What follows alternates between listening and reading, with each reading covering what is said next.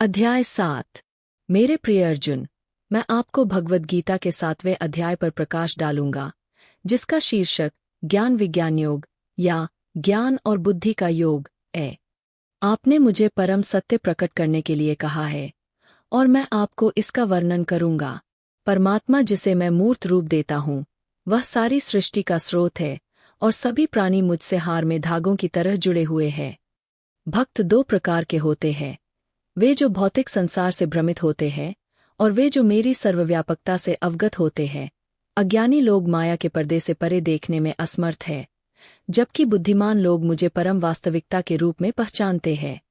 मैं प्रकृति के 3 गुणों का वर्णन करूंगा: सत्व, रजस और तमस।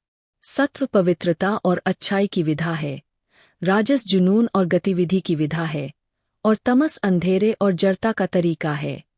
जिन पर सत्वों का प्रभुत्व है, उनका झुकाव मेरी ओर है, जबकि राजतमस के प्रभाव में आने वाले लोग जन्म मरण के चक्र से बंधे हैं। किंतु जो ज्ञानी तीनों विधाओं से परे हैं, वे मुझे परम सत्य के रूप में पूजते हैं।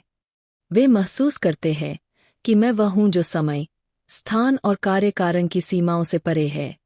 मैं उन सभी का सार हूँ जो अस्तित्व में है, और जो कुछ भी मौजूद है वह मेरी दिव्य शक्ति की अभिव्यक्ति है। मैं ही शाश्वत, अविनाशी और अपरिवर्तनशील हूँ। मैं वह हूँ जो इंद्रियों की पहुंच से परे है, और फिर भी मैं वह हूँ जो सभी प्राणियों के सबसे करीब है। मैं वह हूँ जो सभी ज्ञान का स्रोत है, और मैं ही वह हूँ जो सभी प्रयासों का अंतिम लक्ष्य है। इस प्रकार, मेरे प्रिय अर्जुन, मैंने आपको परम वास्तविकता का रहस्य प्रकट किया है। आप मुझे उस ज्ञान और ज्ञान से धन्य हो जो मुझे हमेशा आपके साथ पहचानता है, आपका मार्गदर्शन करता है और आपकी रक्षा करता है। अब, मेरे प्यारे दोस्त, क्या आपके पास इस अध्याय के बारे में कोई प्रश्न या संदेह है?